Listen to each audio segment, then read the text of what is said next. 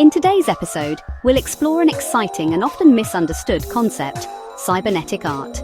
If you've never heard of this term before, don't worry.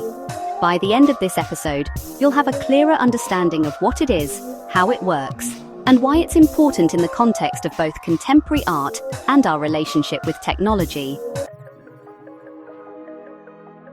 Cybernetic art sounds like something futuristic, perhaps even technical, but it's actually rooted in human instinct and nature. In fact, it's not just about machines, it's about systems, and how those systems interact with and reflect life itself. Let's break it down. Cybernetic art is often described as art that is in a constant state of flux, evolving in response to its environment. It's based on principles of cybernetics, which is the study of systems, feedback loops, and control mechanisms in both biological organisms and machines. Cybernetics was coined by Norbert Wiener in the 1940s, and it relates to systems that communicate, adapt, and change based on input from their environment, whether that input is data, people, or other systems. In essence, cybernetics is the science of communication and control in living and non-living systems. In art, this concept is brought to life through installations, performances, and works that respond to audience interaction, environmental factors, or data in real time. It's not a one-way experience where you just observe. Cybernetic art actively involves you, changing and evolving based on your participation. The Treachery of Sanctuary by Chris Milk is a perfect example. It's a large-scale interactive installation where audience members interact with large projections. As you move, the projections change, creating a real-time narrative that's unique to each interaction. The artwork itself is constantly evolving based on the feedback it receives from the viewer's movement and participation. The historical roots of cybernetic art trace back to the mid-20th century. This era saw the convergence of art, technology, and science, paving the way for a new form of artistic expression.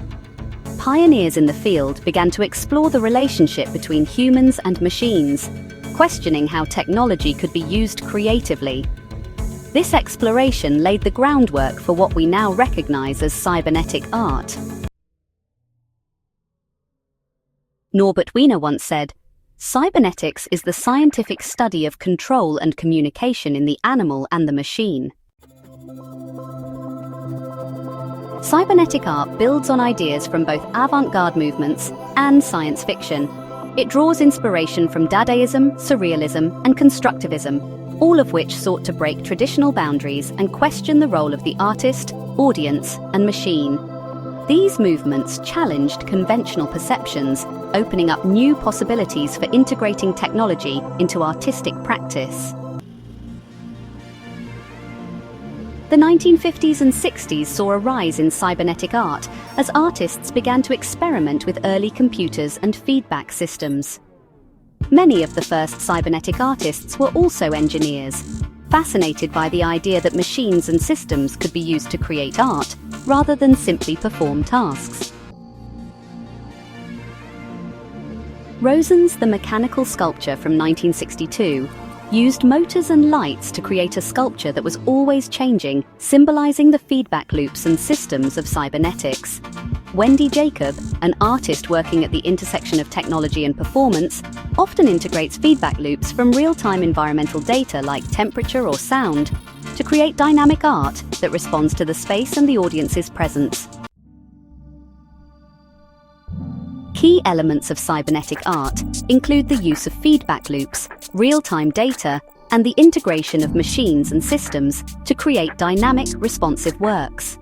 This art form often explores the relationship between humans and technology, pushing the boundaries of what art can be in a world increasingly influenced by technology.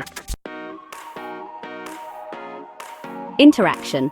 Unlike traditional art, which presents a static image or experience, cybernetic art requires audience participation to evolve. Rafael Lozano Hema, whose work Pulse Room allows people to interact by touching a sensor that measures their heartbeat. The room fills with light pulses synchronized to each individual's heartbeat, creating an experience that is completely unique to the participant. Feedback loops. This is a core principle of cybernetic systems where outputs loop back to affect future inputs. In cybernetic art, this means that the artwork continuously changes based on the viewer's actions. Nam Paik, one of the pioneers of video art, used television sets and feedback loops to create works that constantly evolve as different signals are fed into the system. His work TV Garden is a perfect example, where multiple televisions display a mix of static and moving images, constantly shifting and reacting to environmental changes. Emergence. This refers to the concept where complex behaviors emerge from simple rules or interactions. In cybernetic art, emergent properties can occur from the interactions of simple data inputs, like light, sound, or movement, leading to unpredictable organic outcomes. Ryoji Akida's work, where he uses pure data, like mathematical formulas and digital sounds, to create minimalistic yet rich immersive environments.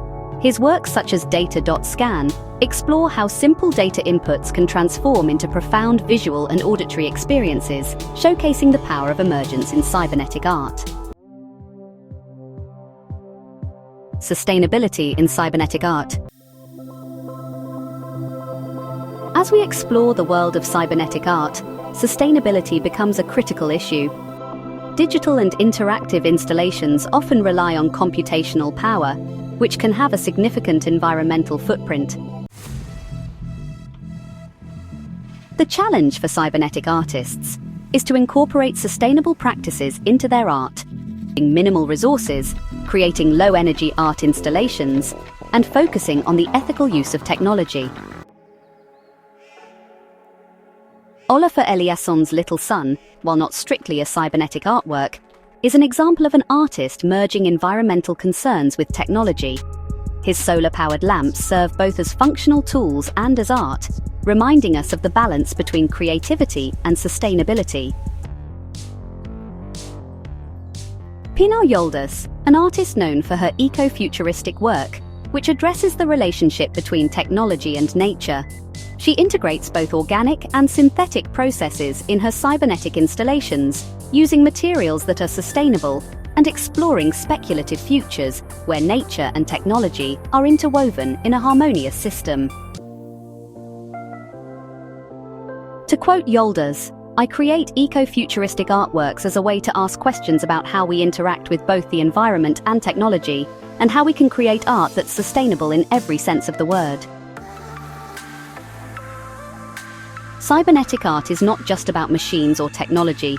It's about the relationship between the human and the environment, the systems that connect us all. It's about how we can create artworks that evolve, interact, and communicate with us in real time. It's an art form that actively mirrors life itself, where feedback, communication, and interaction become the very fabric of the narrative. Cybernetic art is not just about machines or technology. It's about the relationship between the human and the environment, the systems that connect us all. It's about how we can create artworks that evolve, interact, and communicate with us in real time. It's an art form that actively mirrors life itself, where feedback, communication, and interaction become the very fabric of the narrative.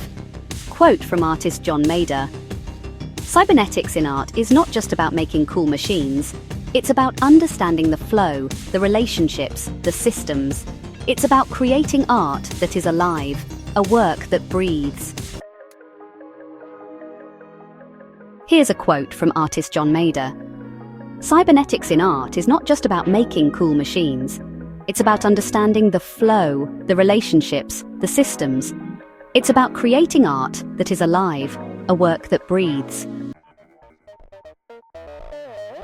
As we venture into a future shaped by technology, cybernetic art will continue to push the boundaries of what we can create and how we interact with the world around us. But like all art, the responsibility lies with the artist to ensure it reflects our values and contributes to a sustainable, meaningful world. Thank you for tuning in to this episode. I hope today's conversation has helped you understand the world of cybernetic art and its importance in our evolving relationship with technology. Join us next time as we dive into another fascinating topic at the intersection of art, science, and technology.